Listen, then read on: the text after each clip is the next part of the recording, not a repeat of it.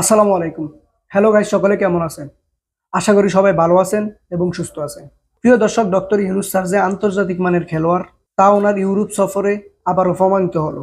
Doctor Mohammad Yunus sir যেভাবে বাংলাদেশকে বিশ্বের কাছে তুলে ধরেছেন, আমি একজন বাংলাদেশ হিসাবে গর্বিত।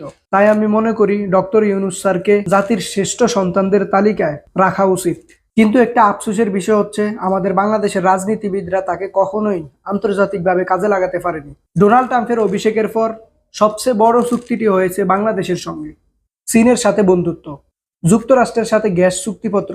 এটাই প্রমাণিত হয় যে ডক্টর ইউনূস বাংলাদেশের ইতিহাসের যোগ্য সরকার প্রধান। আর এদিকে বাংলাদেশের আফসোস লীগ এবং গুজব লীগ গুজব ছড়িয়ে তারা এখন শেষে বলতেছে আমাদের জীবনে কোনো লাভ লস নাই, আমাদের জীবনটাই লস।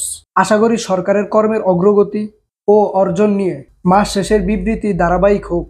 আমাদের দেশের খাদ্য ও অবকাঠামো খাত, চিকিৎসা, আমদানি রপ্তানি সহ সব সরকারি বাণিজ্যিক চুক্তিগুলোতে এমন সব দেশকে প্রাধান্য দেওয়া উচিত যারা বিনিয়োগের ক্ষেত্রে স্বচ্ছতা অবলম্বন করে এবং কোনো ধরনের দুর্নীতিকে প্রশ্রয় দেয় না।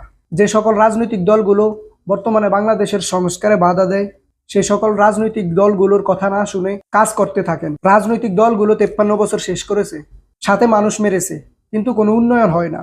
দয়া করে এদের কথা না শুনে কাজ করতে থাকেন। ছাত্রদের এবং অন্তর্বর্তীকালীন সরকারের আরো কঠিন হওয়া লাগবে। যারাই স্বৈরাচারের পক্ষে কথা বলবে তাদেরকে আইনের আওতায় আনতে হবে। এত ছাড় ভালো নয়। আমি চাই, শুধু আমিই নয়, দেশের অধিকাংশ জনগণই চায় অন্তর্বর্তীকালীন এই সরকার আরো অন্তত 5 বছর থাকুক। বেশি থাকলেও কোনো সমস্যা নেই। এটি শুধু আমার ব্যক্তিগত মতামতই নয়, এটা দেশের জনগণেরও প্রত্যাশা। কিন্তু আমার সাথে আপনাদের মতের ভিন্নতা থাকতেই পারে। তবে আমাদের অবশ্যই স্বীকার করতে হবে যে এই সরকারের কূটনৈতিক ও পররাষ্ট্রনীতি উন্নয়নে যথেষ্ট ভূমিকা পালন করেছে। একই সাথে আমাদের অর্থনীতিতেও পরিবর্তন দেখা যাচ্ছে। কিন্তু বাংলাদেশের প্রশাসনকে আরো একটু কঠোর হতে হবে।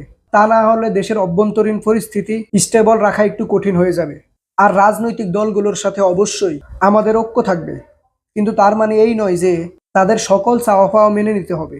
তারা যদি আমাদের সংস্কারের সঙ্গী হতে চায় তাহলে তাদের অবশ্যই আমরা স্বাগত জানাবো। কিন্তু তারা যদি আমাদের সংস্কারের পথে বাধা সৃষ্টি করার পায়তারা করে, তাহলে আমি মনে করি অন্তর্বর্তীকালীন সরকারের উচিত তাদের সাথে কোনো আপোষ না করা। আগে সংস্কার, তারপরে নির্বাচন। শুধুমাত্র বাংলাদেশে একটি নির্বাচনের জন্য ছাত্র জনতা প্রাণ দেয়নি। বাংলাদেশের সিস্টেম ঠিক না হলে শহীদদের রক্তের সাথে বেইমানি করা হবে। আমরা আশা করব অন্তর্বর্তীকালীন সরকার মানুষের আশা আকাঙ্ক্ষার প্রতিদান দিবে। প্রিয় দর্শক, বাংলাদেশের অন্তর্বর্তীকালীন সরকারের সংস্কারের কাজ এবং ওনার আন্তর্জাতিক চুক্তিগুলোর ব্যাপারে আপনাদের যদি কোনো মতামত থাকে তাহলে কমেন্ট করে অবশ্যই জানাতে পারেন। ভিডিওটি এই পর্যন্তই। ভালো লাগলে শেয়ার করে দিবেন। দেখা হবে পরবর্তীতে নতুন কোনো স্টোরির সাথে। সে পর্যন্ত সবাই ভালো থাকবেন, সুস্থ থাকবেন। হ্যালো গাইস, ফেসবুক পেজ এবং ইউটিউব চ্যানেলের সাথে থাকবেন। আল্লাহ হাফিজ।